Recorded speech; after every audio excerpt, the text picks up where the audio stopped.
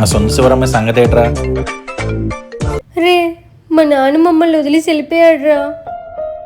మన ఇద్దరం మాట్లాడుకోవడం చూసి ఆడపిల్లల్ని పెంచలేనని ఇల్లు వదిలి వెళ్ళిపోయాడురా. అంటే ఇప్పుడు ఇదంతా నా వల్ల అయిందంటవా? కాదు, నా ప్రాబ్లమ్స్ నీతో తప్ప ఇంకెవరితో షేర్ చేసుకుంటా, అందుకే చెప్పా. ఇప్పుడు దీనికి నా అవసరం పడతాది చూడు, దీన్ని ఎలా వాడుకుంటానో. ఆంటీ, ఏంటి? మీ అబ్బాయి విప్రోలో జాబ్ చేస్తున్నారంట కదా, ఓపెనింగ్స్ ఉన్నాయేమో కనుక్కుంటారా? లేదంటే ఫోన్ నెంబర్ ఇస్తారా, నేనే కనుక్కుంటా. ఎందుకమ్మా నా కొడుకు బొట్టలు వేసుకోవడానికి ఆ ఫోన్ నెంబర్ అడుగుతావు నువ్వు?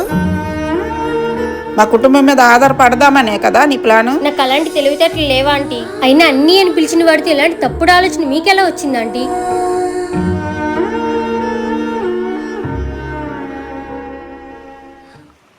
నాకు తెలిసిన ఒక అన్నయ్య ఉన్నాడు, అన్నయ్య జాబులు ఇప్పించే బ్రోకర్. కాకపోతే ఒక జాబ్కి 10,000 ఖర్చు అవుతుంది. 10,000? అంత డబ్బులు ఇప్పుడు ఎలా? నీ చైన్ తాకట్టు పెట్టు. రమ్య, ఎన్నో సంవత్సరాలు డబ్బులు దాచి చైన్ కొన్నాను, జాగ్రత్తగా దాచుకో అమ్మా. జాగ్రత్తగా చూసుకోవాల్సిన నాన్నే లేడు, ఈ చైన్ ఎందుకు?